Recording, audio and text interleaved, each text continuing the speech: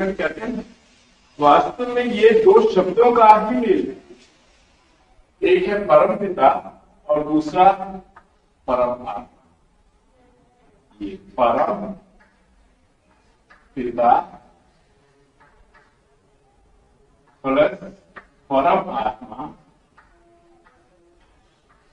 परम आत्मा, ये दोनों जब मिलते हैं तभी बनता है,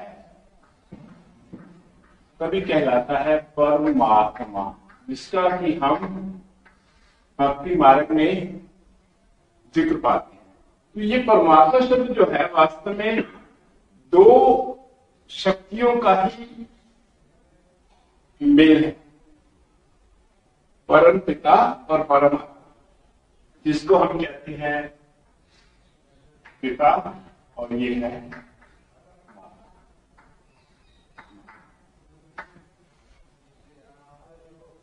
जिसका ही शास्त्र में भी वर्णन है। तो मेरे माता से पिता तुम ही माता पिता हो, लिखा हो।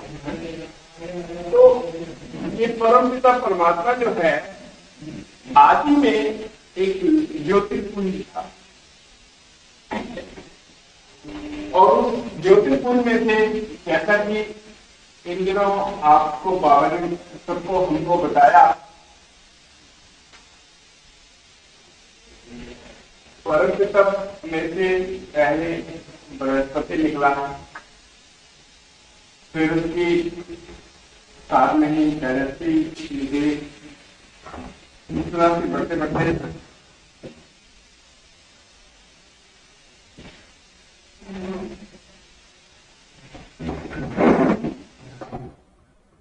एक 1008 की माला जो विष्णु की माला कहेंगे, वास्तव में हम कह सकते हैं कि 1000 बृहस्पतियों की माला, 1000 बृहस्पतियों का समूह कर दिया जाए तो विष्णु की माला 1008 का।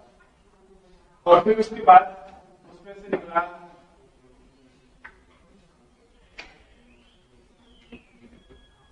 शुक्र निकला और दूसरी तरफ निकला बुध, और इनकी भी डायनेस्टी निकली।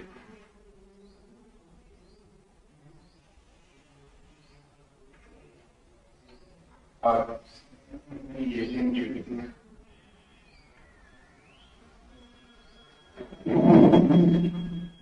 और इसके बाद फिर बाकी मिले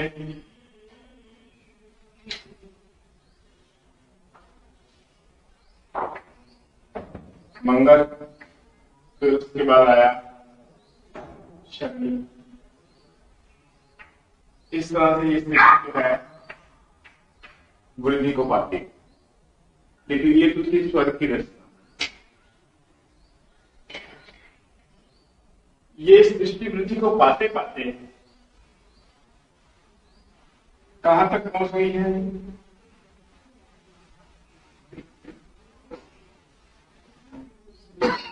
ये सृष्टि वृद्धि को पाते पाते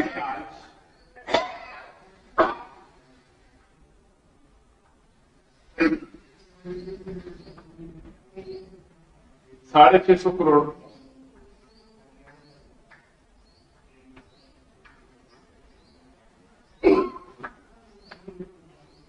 एक में से नीचे की सृष्टि इतनी बड़ी हो गई और इस पे भी दो हिस्से थे। 3 लोग जिनका हम जिक्र करते हैं, 3 लोग स्थूल वतन, सूक्ष्म वतन, मूल वतन और उसके ऊपर वतन। लेकिन इसमें 2 हिस्से, एक है ये जैसे स्वर्ग और दूसरा है रावण।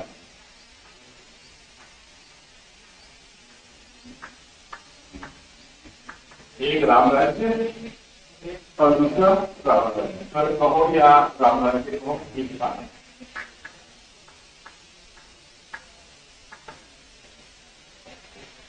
और इस पीरियड में जब रावण राज्य होता है तो हम लोग 16 तरह से इस दृष्टि 16 से ऊपर से शुरू होती है 16 कला से अगर हम माने 16 कला से लेके 8 कला के बीच, और ये 8 कला से लेके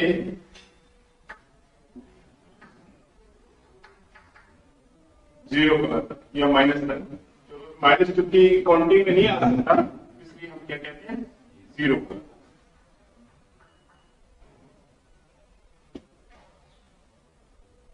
ये है हमारा स्वर और ये है स्थूल दुनिया।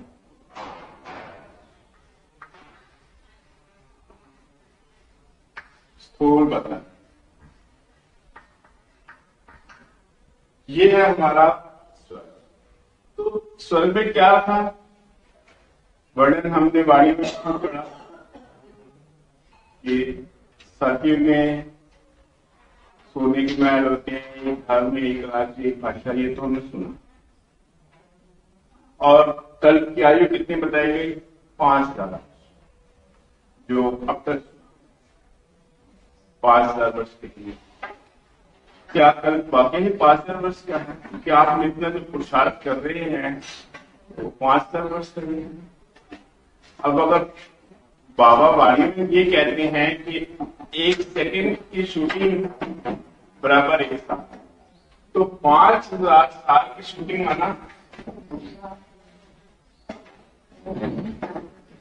क्या होगा? 5,000 सेकंड में हो जानी चाहिए, हो जानी चाहिए। जब 1 सेकंड 1 साल के बराबर है तो 5,000 साल की शूटिंग 5,000 सेकंड में हो जानी चाहिए। और 5,000 सेकंड को अगर हम 60 से भाग कर दे तो उतनी मिनट आ जाएंगे, ठीक है। तो ये 83 पॉइंट समथिंग आता है। चलो हम 84 मिनट लेते हैं, 84 मिनट, हालांकि 84 नहीं बनते लेकिन 84 मिनट में। तो क्या अभी 65 साल के अंदर हमने 84 मिनट भी परमात्मा को याद नहीं किया? आप सोचिए, ऐसा तो नहीं हो सकता। तो 84 मिनट में अगर 5,000 साल की शूटिंग हो सकती है तो फिर संगम युग 100 साल का करने की क्या जरूरत? इससे क्या सिद्ध होता है कि जो है ड्रामा 5,000 साल का उससे कहीं ज्यादा है, और शास्त्रों में तो करोड़ों वर्ष कह दिया है। और संगम युग के बारे में कहा गया कि ये यहाँ रावण राज्य में तो तुम आते हो मेहमान बनकर, ये तो 1% है, 1% है। तो माना अगर 100% भी करें तो 5 लाख साल हो गए। हालांकि एक्यूरेट एज अभी नहीं बताई जा सकती, क्योंकि यहां पर हम जो है भावातीत, कर्मातीत, गुणातीत, निराकारी अवस्था में जब हैं तो उस अवस्था का कैलकुलेशन करना कि कितने साल बीत रहे हैं मुश्किल हो जाता है। इसलिए ड्रामा जो है काफी लंबा है, 5 लाख साल का तो है ही है, हो सकता है इससे भी बड़ा। तो आगे चल के ये भी पता चल जाएगा, ऐसी बात नहीं है, क्योंकि सिस्टम सारा कंप्यूटराइज्ड है। कंप्यूटर यही की आदत से निकले हुए हैं, ये भी पता चल जाएगा कितने वर्ष का है। लेकिन 5,000 साल का कहना माना, ये भी एक हमारी मिथ्या, एक बहुत बड़ी गलती है। वो कैसे है 5,000 साल का, क्यों कहा गया, ये भी आपको इस आज की क्लास में क्लियर हो गया।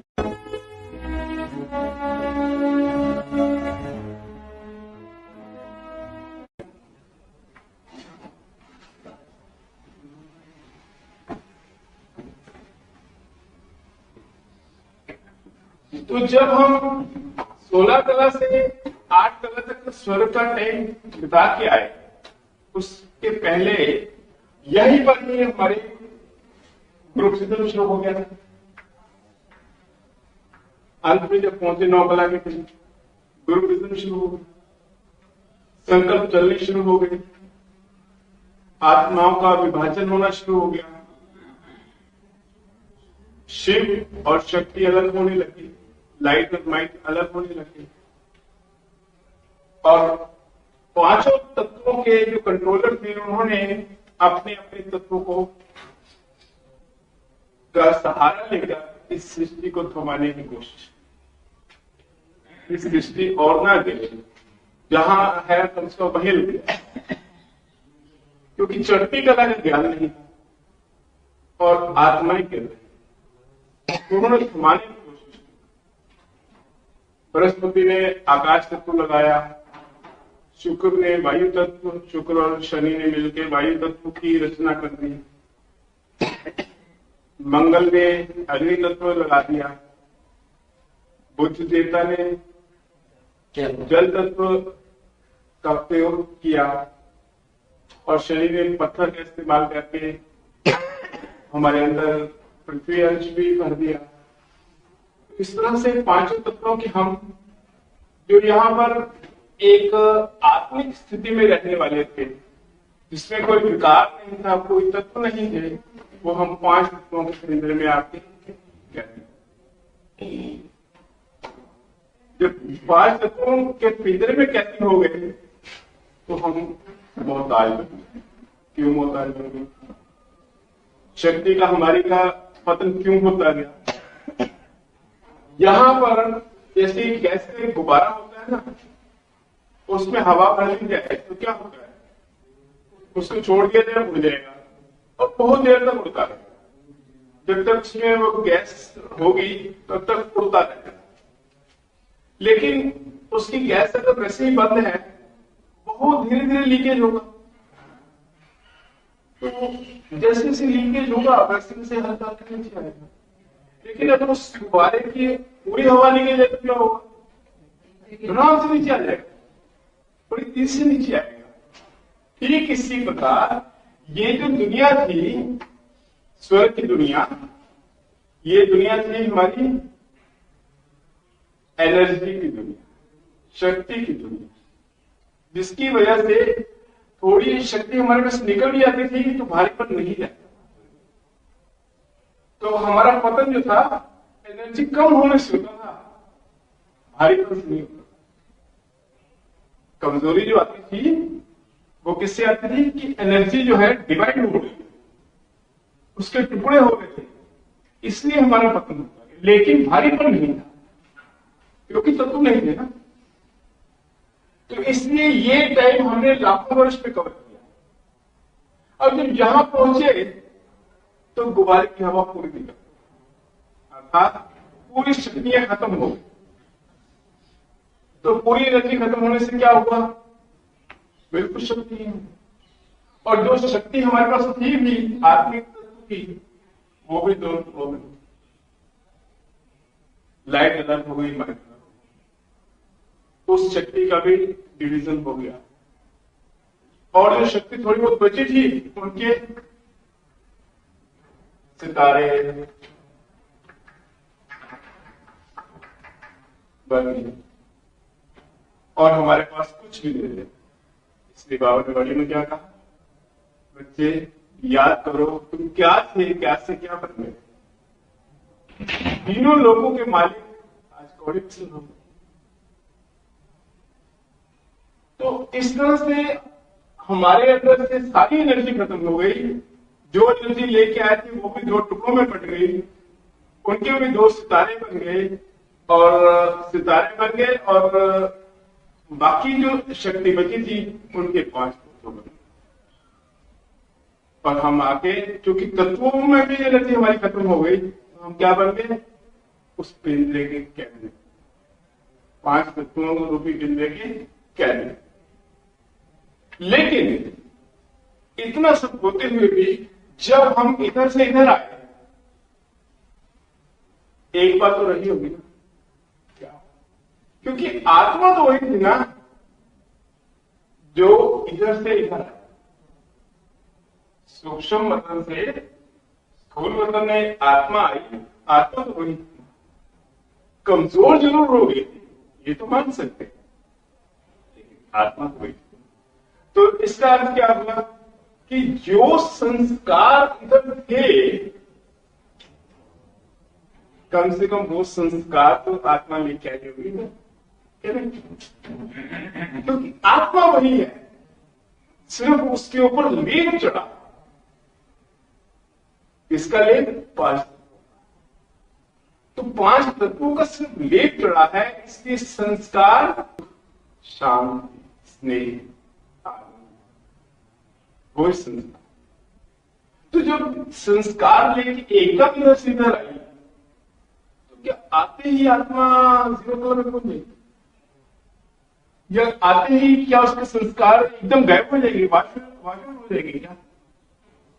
नहीं।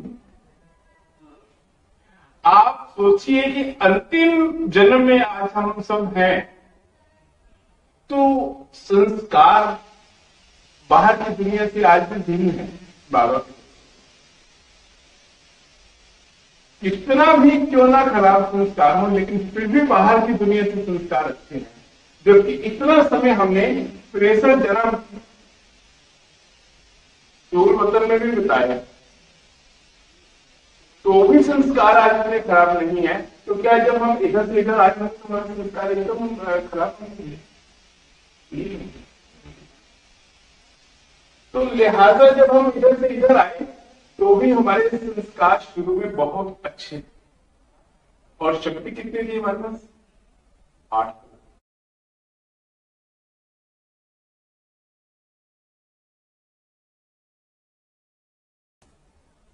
कला पर हमने चेंज किया था, सूक्ष्म वतन से स्थूल वतन में आए तो कितनी कला पर आए?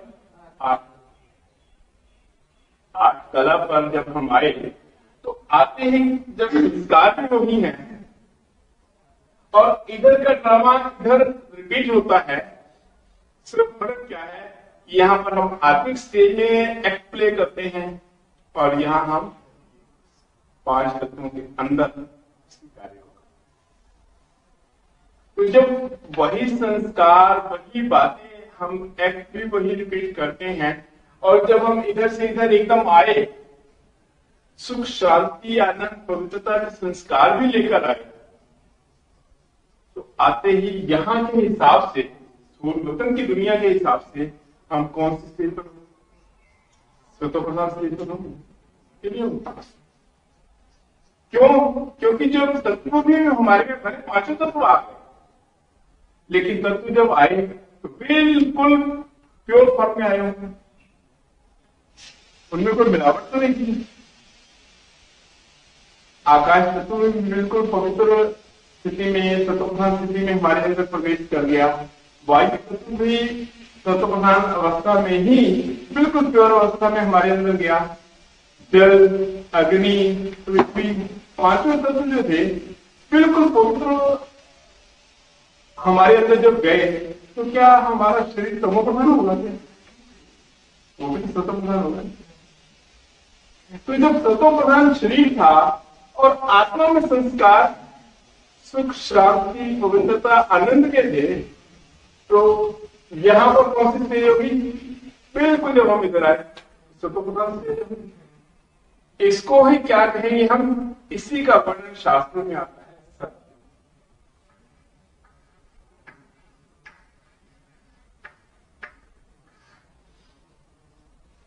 शास्त्रों में जो वर्णन आता है सत्युग का, इस समय का, जब हम इधर से इधर आए थे, 5 तत्वों में होते हुए भी, 8 कला में होते हुए भी हमारे अंदर जो कि बहुत शक्तियां थी, 8 कला में शक्तियां कम तो नहीं होती ना। गुरु नानक देव जी 1 कला पर आए, बहावलदार सिर्फ 0 कला पर आया, चौथाई कला होगी उसमें 150 साल पहले आया, तो उन्होंने कितनी करामात दिखा दी। तो जब 1 कला पर और 0 कला पर हम बॉडी को डिसॉल्व भी कर सकते हैं, कहीं पर पहुंच भी सकते हैं और इतना कुछ चमत्कार कर सकते हैं, तो 8 कला पर हमारे अंदर क्या था? नहीं। और वो भी 8 कला कौन सी? स्वर्ग की हम लेके आए। तो इस वक्त हमारी जो शक्ति थी और संकल्पों के द्वारा सृष्टि को आगे बढ़ाने की, आज भी इस दुनिया में, हमारे भारत देश में ही कई ऋषि मुनि हैं, उनका आशीर्वाद मिलता है, तो जब उनसे कोई मुराद लेने जाते हैं कि हमारी गोद भर दो, उनकी गोद भर जाती है। तो जब 8 कला पर होंगे तो क्या ये ताकत नहीं है? सोच लो। जब आज 0 के ऊपर सृष्टि है तो भी ऋषि मुनियों में इतनी ताकत मौजूद है, तो 8 कला पर क्या ताकत नहीं होगी। अच्छा, तो दूसरी बात, हम कहते हैं कि सतयुग में 8 जन्म कहते हैं। अब एक तरफ में कहते हैं कि स्वर्ग क्या है, अमर लोक है, अमरपुरी है। अमरपुरी माना, अमर माना जहां मृत्यु हो रही, अमर, अमाना नहीं, अमाना नहीं, और मर माना मृत्यु।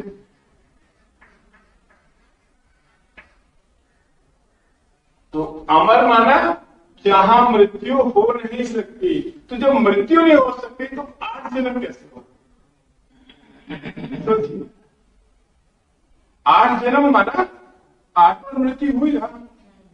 अब उसके बदले में कहा गया जाता है कि हम अपनी स्वेच्छा से शरीर छोड़ोगे, ये कहा जाता है। सतयुग में हम अपनी इच्छा के अनुसार शरीर छोड़ते हैं। अरे भाई, इच्छा के अनुसार इस शरीर छोड़ा, सही छोड़ा तो सही, मृत्यु तो आएगा, तो फिर अमर लोग तो नहीं कह सकते। तो 8 जन्म कहना और स्वर्ग कहना आपस में 2 विसंगतियां, क्या एक बात रहती है? नहीं।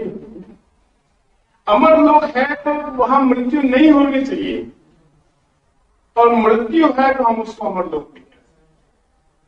और जब हम 8 जन्म कहते हैं, जिसका अर्थ क्या हुआ कि जरूर मृत्यु लोग होगा कि नहीं होगा। जब 8 जन्म कह रहे हैं सतयुग के, 12 जन्म कह रहे हैं त्रेता के, तो टोटल तो 20 जन्म स्वर्ग के कह रहे हैं हम, और 63 जन्म कह रहे हैं द्वापर और कलयुग के मिला के, तो भी टोटल कितना बना? 84 या 83 बने, तब भी टोटल 83 जन्म बनता है। तो हम कहा बात करते हैं 84 जन्म की, तो एक जन्म कहा गया, कहा गया एक जन्म। कहा क्या जाता है कि वो यही जन्म हमारा 84वां जन्म। तो हम इस जन्म को 84वें जन्म अगर मान रहे हैं, तो एक जन्म में क्या 2 जन्म हो गए हमारे? वरुण तो हुआ नहीं, तो 2 कैसे हो गए फिर? इसलिए ये भी एक विसंगति, जिसके ऊपर हमें सोचना चाहिए वाणी कहां तक सही कहते हैं। तो जब अमर लोग कह रहे हैं, इसका मतलब वहां मृत्यु नहीं होनी चाहिए। अगर मृत्यु होती है तो वो अमर लोग नहीं बल्कि मृत्यु लोग है। और मृत्यु लोग कहां होता है, ये तो हम सब जानते हैं कि हम सब इस वक्त मृत्यु लोग में हैं। अर्थात मृत्यु लोग माना स्थूल वतन।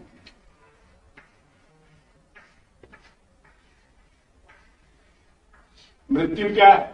शरीर का आत्मा से अलग होना मृत्यु। तो शरीर जब हमारा यही है तो मृत्यु यही होगी ना। तो शरीर तो हमारा यही है, तो मृत्यु यही होगी। तो जब यहां मृत्यु है, इसका मतलब ये अमर लोग नहीं है, मृत्यु लोग हैं। और जब हम 8 जन्म और 12 जन्म कह रहे हैं सतयुग और त्रेता के, इसका मतलब वो स्वर्ग कौन सा होगा? इस दुनिया का होगा या इधर का होगा? मतलब नहीं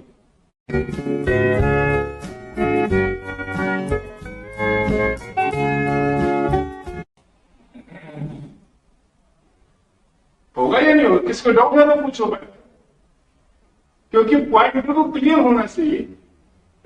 तो जब ये हमारा स्थूल वतन में 8 जन्म और 12 जन्म हम कह रहे हैं, और 21 जन्म द्वापर के और 42 जन्म कलयुग के, और ये सारा ड्रामा हम कह रहे हैं 5000 साल का, तो इसका मतलब क्या हुआ? जब सतयुग और त्रेता के 8 और 12 जन्म भी मृत्यु लोक में बन रहे हैं, तो 5000 साल का ड्रामा कहां का होगा? जरूर मृत्यु लोक का ही होगा। या नहीं होगा? अब और आगे बढ़ो थोड़ा सा, टोटल तो हम कहते हैं 84 जन्म, 84।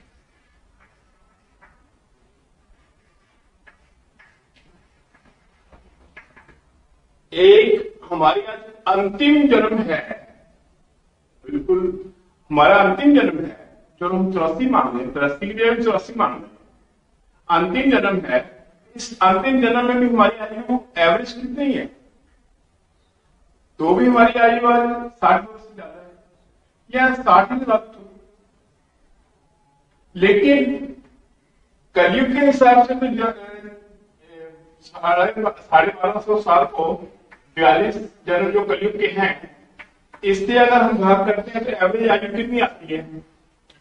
30 वर्ष आती है, 30 से भी कम आती है।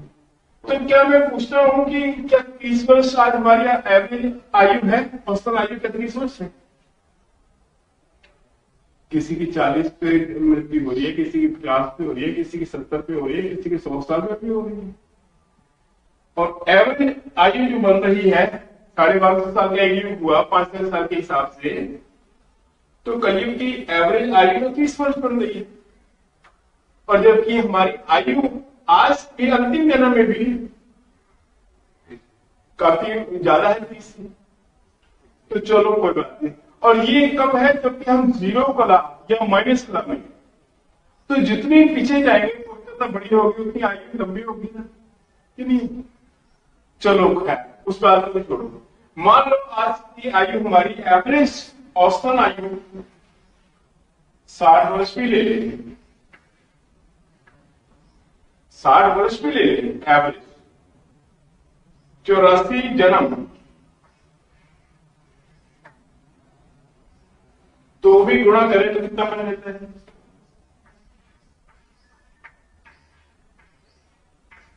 5040 वर्ष। ठीक है। और यदि हम द्वापर कलयुग इस दुनिया में माने 250 साल, 65 जन्म, 21 जन्म द्वापर के, 42 जन्म कलयुग के, 63 जन्म माने। आज हम 60 वर्ष की आयु आज की मान रहे हैं, और पीछे जाएंगे तो आयु बड़ी होगी। आज से 100 वर्ष पहले स्वामी दयानंद आए थे, उन्होंने औसतन आयु 100 वर्ष मानी, उसको 4 हिस्सों में डिवाइड किया। बाल आश्रम, गृहस्थ आश्रम 25 वर्ष का, 50 वर्ष हो गए, 25 वर्ष के बाल आश्रम, 25 वर्ष का गृहस्थ आश्रम, 25 वर्ष का वानप्रस्थ आश्रम, और 25 वर्ष का अंतिम सन्यास। उन्होंने 100 वर्ष। चलो हम 100 भी नहीं मानते, ये तो आज से 100 वर्ष बाद की बात बता रहा हूं, 100 साल पहले जब स्वामी दयानंद आए। इसका मतलब उसके पीछे तो और भी ज्यादा हुई होगी, क्योंकि पवित्रता हमारी ज्यादा थी, तो धीरे धीरे हुआ ना। तो अगर हम वो भी नहीं मानते, चलो 100 भी नहीं मानते, 80 ही मानते, 80 वर्ष एवरेज मान रहे हैं। 63 जन्म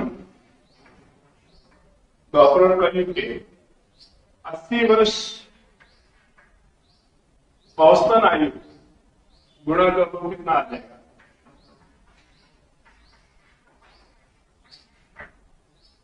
तो भी आता है 5040। तो भी क्या आता है? 5040। तो इसका मतलब क्या हुआ? ड्रामा तो हम कह रहे हैं 5000 साल का, तो फिर 5040 निकल क्यों आ रही? यही तो रिकंसिलिएशन होना चाहिए ना। तो क्या ये गलत था?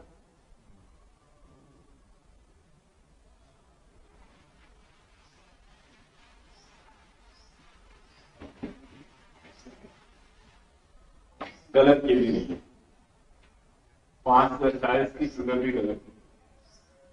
5000 साल का ड्रामा हमारा कौन सा है?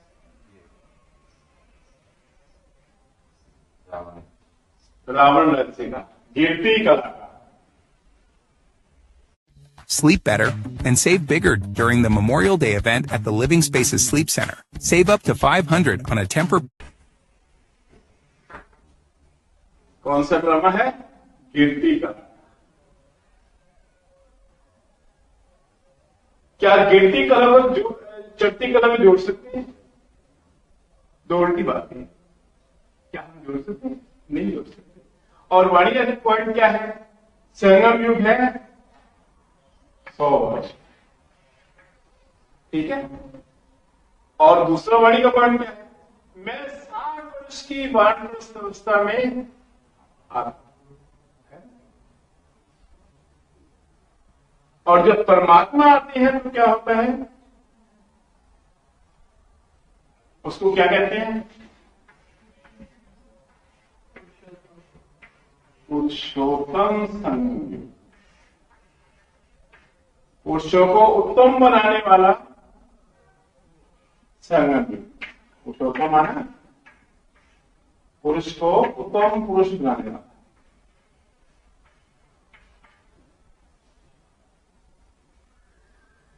उत्तम पुरुष क्यों बनाया? क्योंकि हम यहाँ मनुष्य हैं तो यहाँ हम देवता, यही से हमारी चटनी का पुरुषों से उत्तम बनते हैं, मनुष्य से देवता बनते, इसलिए पुरुषोत्तम बनते। तो परमात्मा के आने से होता है पुरुषोत्तम संगम युग, जिसका गीता में भी वर्णन है।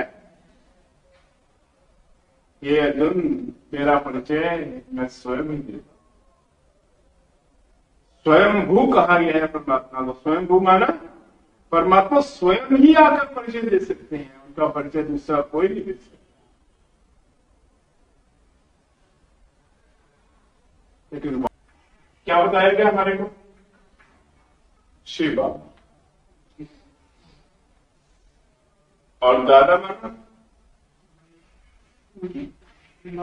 दादा माना बाप का बाप। जब शिव हमारा बाप है और उसके बारे में कहा जाता है कि मैं सबका बाप हूं, मेरा कोई बाप नहीं, तो फिर उसका बाप कहां से? और यदि हम कहें कि दादा माना बड़ा भाई, तो बड़ा भाई किसका? क्या शिव का बड़ा भाई? अगर शिव का बड़ा भाई है तो भी गलत है। अगर हमारा बड़ा भाई है वो मनुष्य आत्मा होगा तो बाप का बच्चा ठहरा, मनुष्य तो भी बच्चा ठहरा, तो भी बच्चा। इसलिए बाप दादा शब्द जो वाणी में आता है ये बिल्कुल गलत है।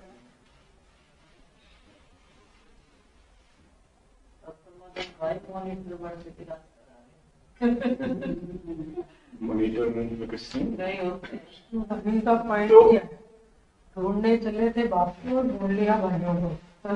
देखो कितनी अच्छी बात कहती है। वाणी का पॉइंट भी है इस बात के ऊपर।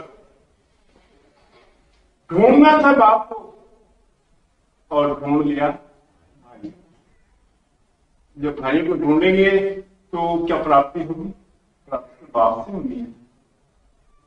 इसीलिए बुद्धि हमारी कहां फंस गई?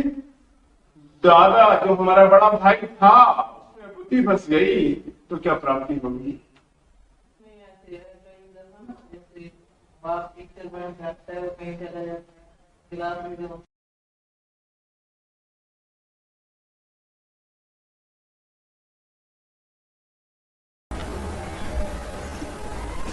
बाप माना बाप।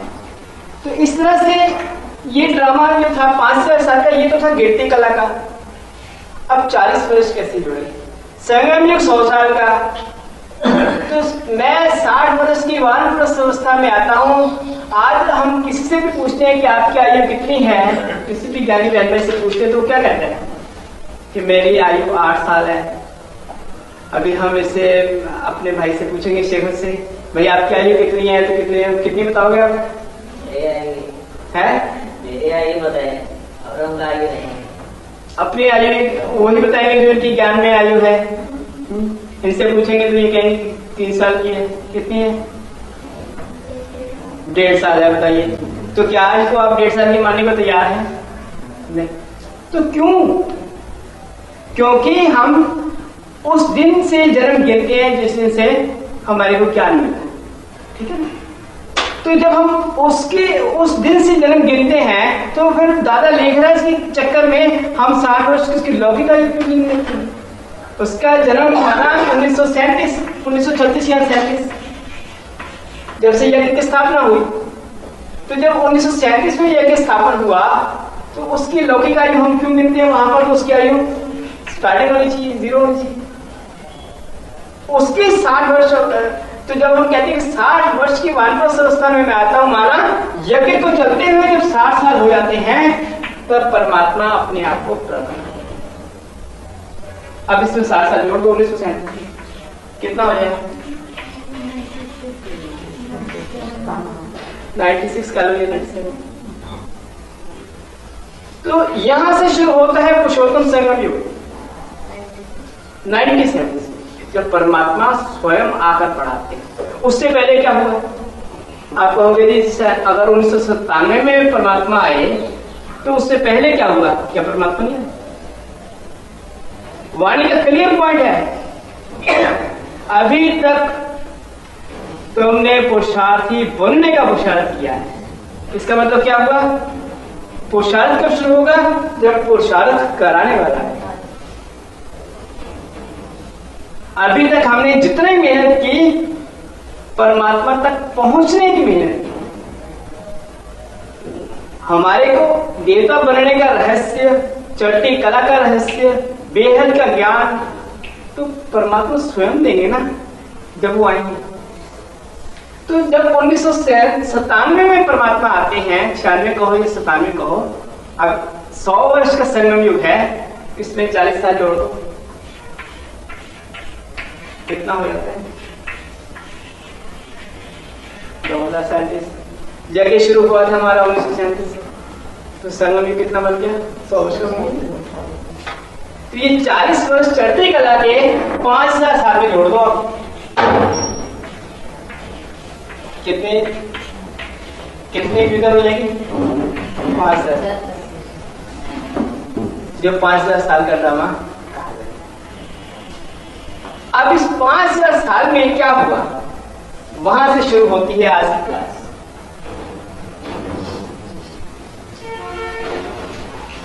ये थी सारी बैकग्राउंड अभी तक।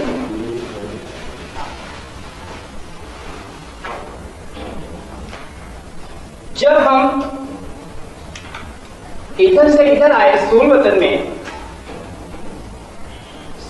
में आए तो यहां पर हम बिल्कुल पावन थे, सतो प्रधान। कौन सी अवस्था में थे, सतो प्रधान, 8 कला पर। तो जब सतो प्रधान थे तो हमारे अंदर शक्तियां भी काफी थी।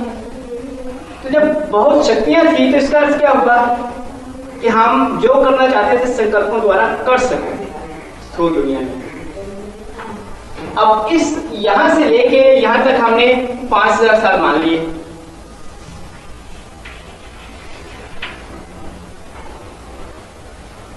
तो यहां पर हमारे अंदर शक्ति थी, कौन सी, संकल्पों द्वारा सृष्टि उत्पत्ति करने की। यही का वर्णन है कि कोई मेहनत नहीं करनी पड़ती थी, दूध घी की नदियां में सर्व प्राप्तियां थी।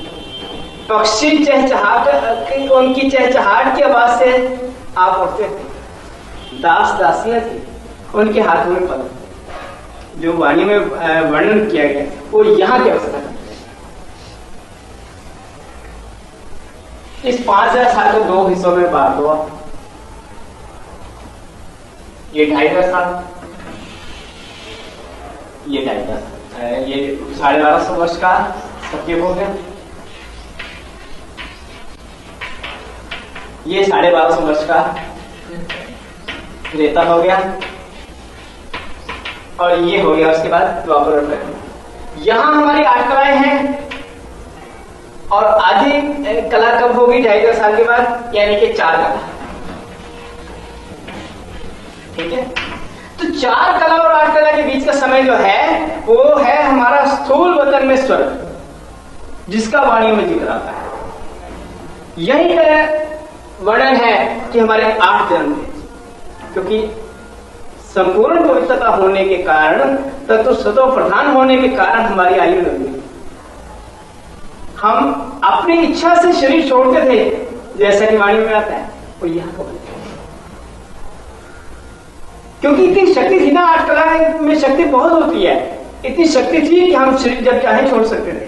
आज अगर 0 कला पर ऋषि मुनि अपनी मर्जी से शरीर छोड़ के दूसरे में प्रवेश कर सकते हैं, तो क्या हम 8 कला में हमारे लिए शक्ति नहीं थी? ये यहां पर हम आज जन्म लेते हैं। एक धर्म, एक राज्य, एक भाषा, एक कुल, एक जाति। क्यों? क्योंकि जब हम इधर से आए, इधर इस दुनिया में जब हम आए स्थूल वतन में, तो क्या था? सारी दुनिया ही दुनिया, बस उसको कोई नाम नहीं दिया, कोई इसके राज्य बटे हुए नहीं थे, केवल मनुष्य जाति रहती थी, बस सब तो प्रधान थी, खाद्य भी थे, मौसम तो स्वर्ग था। कुछ पतन हुआ, थोड़ी सी अपवित्रता बढ़ी, त्रेता आ गया, 12 जन्म हमने यहां ली, ठीक। लेकिन अभी तक भी कोई ऐसा नहीं कि मैं राजा हूं, ये राजा है या वो राजा है, ऐसा कुछ नहीं। एक ही राजा था, सारी सृष्टि उसके इशारे से चलती थी, जिसको हमने नेता मान लिया, ठीक है। एक धर्म, एक राज्य, एक भाषा, एक कुल। लेकिन यहां पर जब हम पहुंचे 2500 साल के बाद, तो क्या हुआ?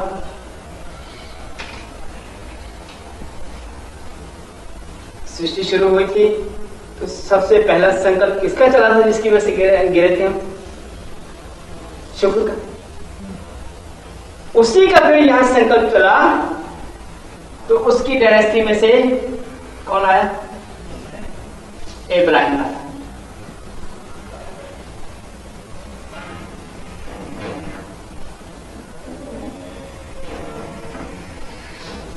इब्राहिम आया।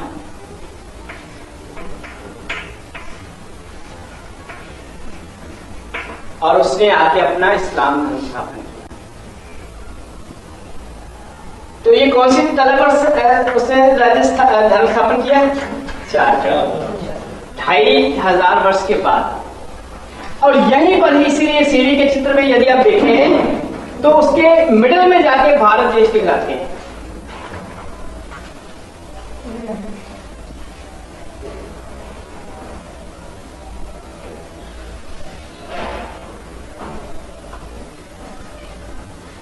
यहां पर भारत दिखाते हैं मिडिल में, सीढ़ी के चित्र में, 8 कला के ऊपर। क्यों? क्योंकि जब इब्राहिम आया, एक धर्म से 2 धर्म हो गए। उसको उन्होंने जाके अपना एक अलग से देश बना लिया, जिसको हम मिडिल ईस्ट कहते हैं या उधर की कंट्रीज कहते हैं। वहां पर बना लिया, तो लिहाजा भारत बंट गया। क्यों बंट गया? क्योंकि 2 टुकड़े हुए ना। इब्राहिम ने आके अपना देश बना लिया। तो इस दुनिया में जाति के नाम पर, धर्म के नाम पर, भाषाओं के नाम पर विभाजन होने लगे। तो भारत, स्थूल भारत की स्थापना हो। इसीलिए सीढ़ी के चित्र में बीच में जाकर भारत का नक्शा बना रखा है कि यहां पर भारत है। क्या उससे पहले भारत नहीं था? भाई सारी दुनिया में और चूंकि धर्म या राज्य नहीं था, इसी सारा विश्व में भारत था। यहां टुकड़े हो गए, इसलिए भारत को अलग से दिखाना कि ये भारत है, ये भारत नहीं है। तो यहां पर आकर इब्राहिम ने 4 कला पर अपना इस्लाम धर्म की स्थापना की। तो जब स्थापना की होगी तो क्या होगा? क्या उस वक्त इस्लामी थे जब स्थापना की? स्थापना किसने की? कब बना इस्लाम धर्म? इब्राहिम के आने पर। तो शुरुआत किसने की? इब्राहिम। किससे शुरुआत की इस्लाम धर्म की? इब्राहिम ने। तो सबसे पहला बनकर कौन सा हुआ इस्लाम धर्म का? इब्राहिम।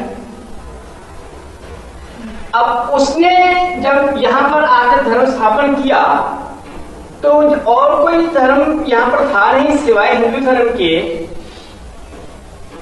तो यहां पर उसके टाइम पर जो इस्लामी बने होंगे वो कौन होंगे?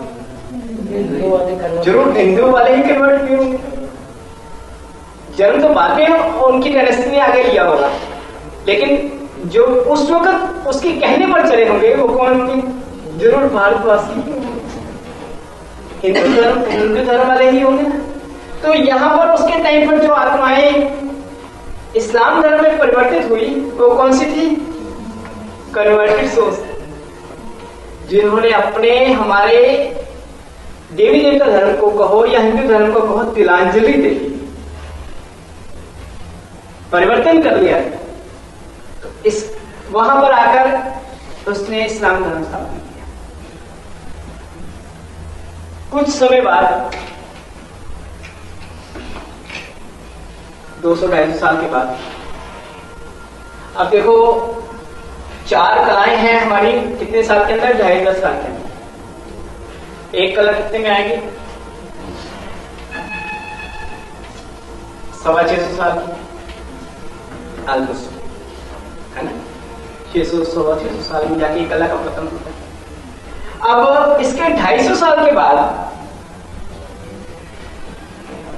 कौन आया? बुद्ध,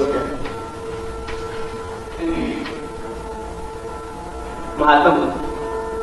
उन्होंने आके कौन सा धर्म स्थापित किया? बौद्ध धर्म।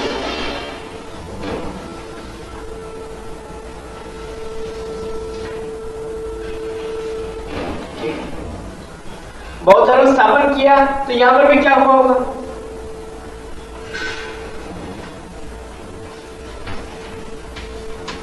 यहां पर भी जब उन्होंने स्थापन किया होगा, कोई शुरुआत तो महात्मा बुद्ध ने की, लेकिन कोई बौद्ध तो नहीं था। तो जितने भी आत्माएं उनके टाइम में परिवर्तित हुई होंगी वो कौन सी होंगी? या तो हिंदू होंगी या इस्लामी। तो उन्होंने अपना धर्म स्थापन कर दिया। अपना धर्म स्थापन किया तो शुरू में यहां पर भी कन्वर्टेड सोच थी, परिवर्तित हुई आत्माएं थी, चाहे वो इस्लाम धर्म की थी चाहे हिंदू धर्म की थी। अब कुछ समय के बाद, कितने वर्ष के बाद? 250 साल और पीछे जाने के बाद, यानी कि आज से 2000 साल पहले,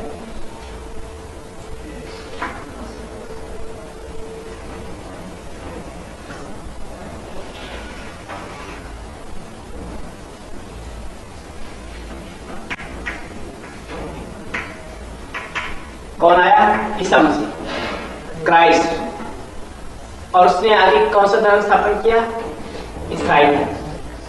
तो जब वो 2000 वर्ष पूर्व आया तो उस वक्त कौन सी कला होगी? 500 साल बीत चुके हैं। वैसे तो 3 कला बनती है, 3 भी नहीं बनती, लेकिन हम चलो 3 मान लेते हैं। 3 कला पर आकर उसने कौन सा अपना धर्म स्थापन किया? रफली क्या है 3 कला? तो इसने जब धर्म स्थापन किया तो उस वक्त हमारे इस दुनिया में कितने धर्म बन गए थे? 4 धर्म हो गए, हिंदू, इस्लाम, बुद्ध और क्राइस्ट। लेकिन जब इसने धर्म स्थापन किया तो उस वक्त तो ये क्राइस्ट ही पहला इसका मनका था। तो बाकी इसके साथ जो फॉलोअर्स बने होंगे, धर्म गुरु जो बने होंगे, क्योंकि धर्म पिता के फॉलोअर्स कौन होंगे? सबसे पहले धर्म गुरु। जैसे बाबा के पहचानने वाले कौन है? भारतवासी। भारतवासी का अर्थ क्या है? माता से बताया ना, भार रहित। लेकिन और भी इसका भारत में वास करने वाले, और भारत है हमारा पिता, तो जो बाप में ही वास करते हैं, बाप को ही जानते हैं, वही भारतवासी। तो बाप को पहचानने वाली आत्माएं ही भारतवासी, भारत में ही रमण करने वाली, चैतन्य भारत में रमण करने वाली आत्माएं सच्ची सच्ची बात। 12 फॉलोअर्स जो बने वो कौन थे? या तो इब्राहिम धर्म के थे, इस्लाम धर्म के, या हिंदू में से कन्वर्ट हुए, या बौद्ध धर्म में से कन्वर्टेड ही थे ना।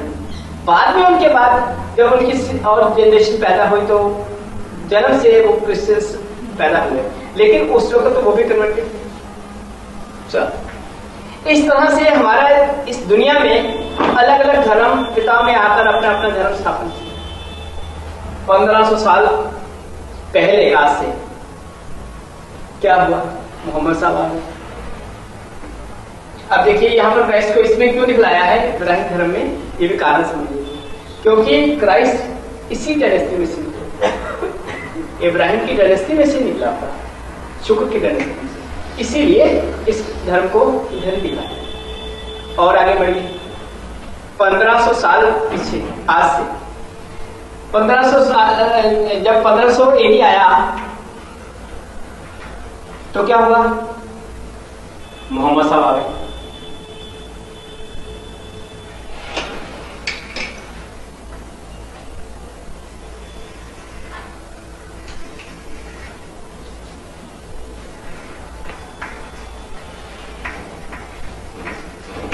मोहम्मद साहब आए, वो भी कहां से निकले हुए थे, इस्लाम धर्म में से निकले हुए थे।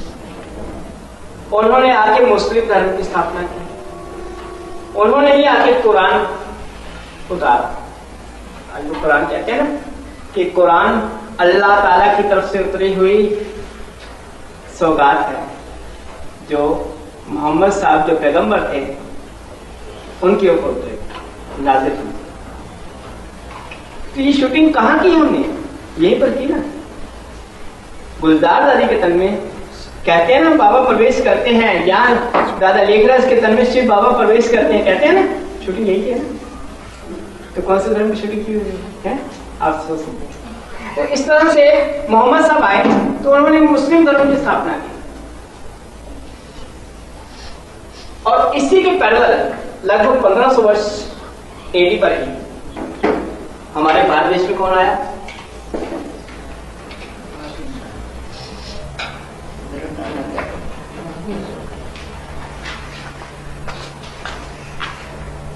शंकराचार्य।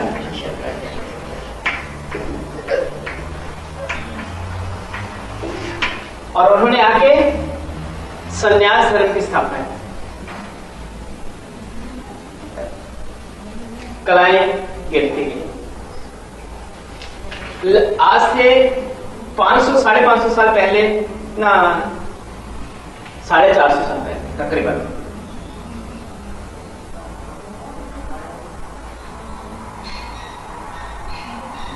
आए गुरु नानक देव जी।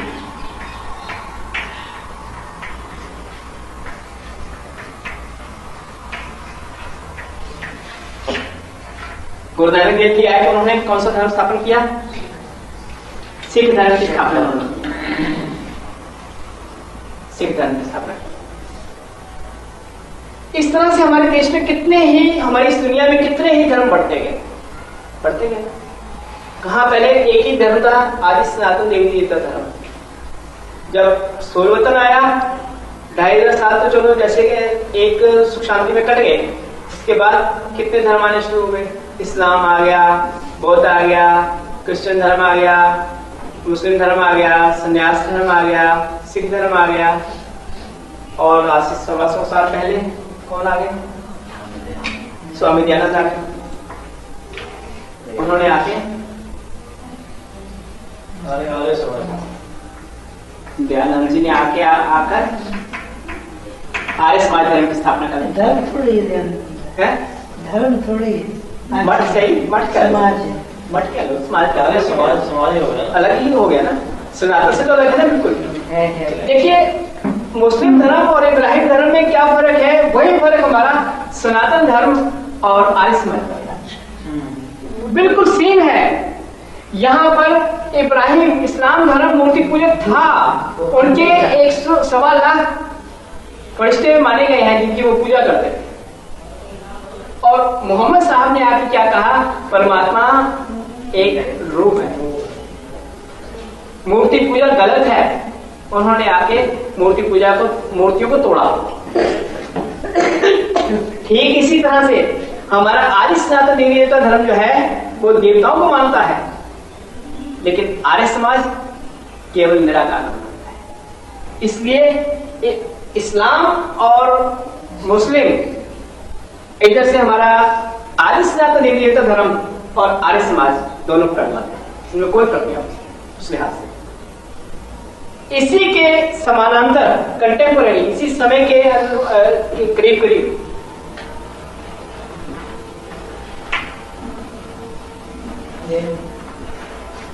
बहाउल्लाह आए।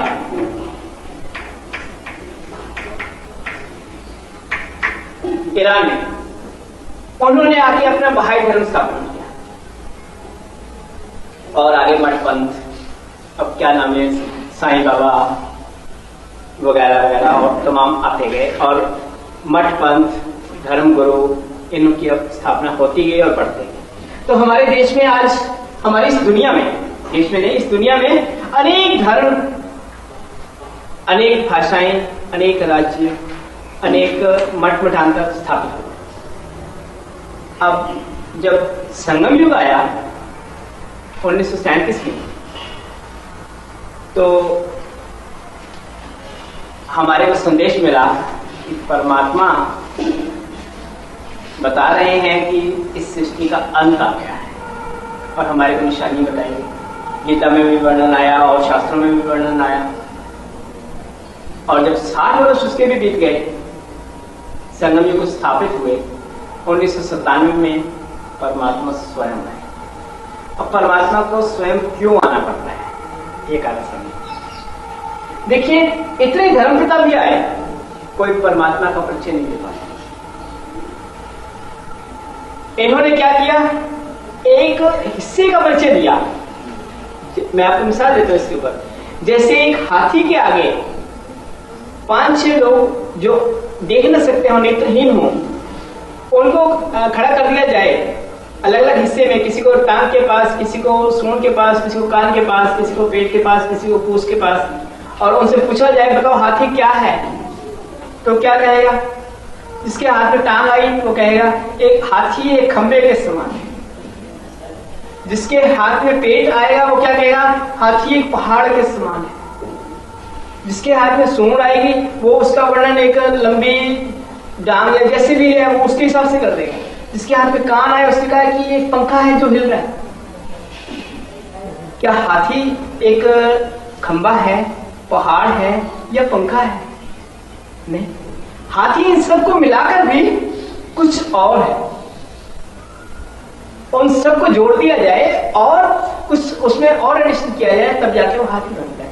ठीक इसी प्रकार से जितने भी धर्मपिता आए, इन्होंने परमात्मा का वर्णन जो है एक हिस्से के मुताबिक थोड़ा सा कर दिया, लेकिन परमात्मा इन सबको मिलाकर भी उसमें कुछ और जोड़ा जाए, तब जाके परमात्मा की पूरी पहचान मिलती है। क्योंकि किसी ने भी पूरा नहीं जोड़ा, एक हिस्से का वर्णन किया, इसलिए किसी ने भी परमात्मा की पूरी पहचान नहीं दे सका। यही कारण है। तो चूंकि जब सारे फेल हो गए, तो परमात्मा को लास्ट में स्वयं आना। इसीलिए परमात्मा क्या कहते हैं?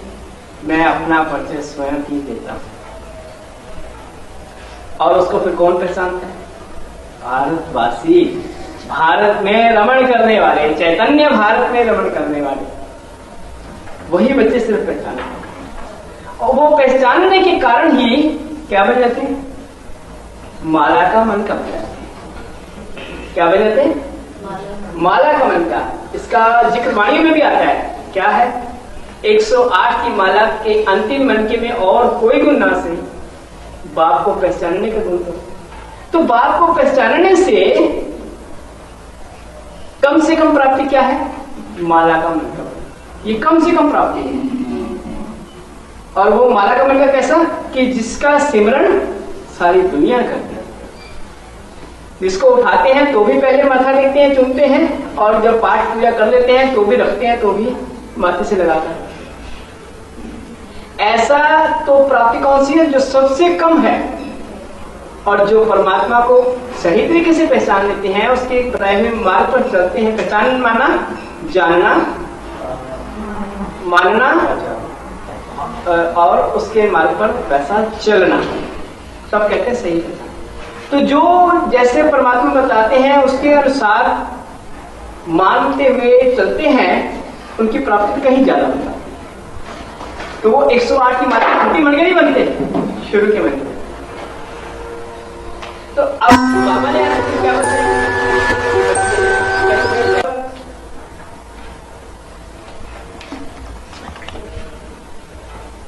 इस सृष्टि के जिम्मेवार कौन है? आप ही बच्चे जिम्मेवार इस सृष्टि को ऐसा बनाने के, क्योंकि जैसा बीज वैसा झाड़। तो जरूर इस सृष्टि जो ऐसी बन रही है, जरूर इसके बीज सड़े होंगे तो ऐसी सृष्टि आज उसकी हालत हो गई है। तुम कौन सी अवस्था में थे शुरू में, और आज तुम क्या बन गए? धर्मग्लानि का वर्णन हमारे को बताया बाबा ने। धर्मग्लानि का अर्थ क्या है? शास्त्रों में तो बहुत अलग अलग जिक्र आए हुए हैं, कुंवारी कन्या वर मांगेगी, गौ पुष्टा खाएगी, अनाज पिएगी, उन बातों को छोड़िए। बेहद की परिभाषा क्या है धर्मग्लानि की? कि तुम शुरू में निराकार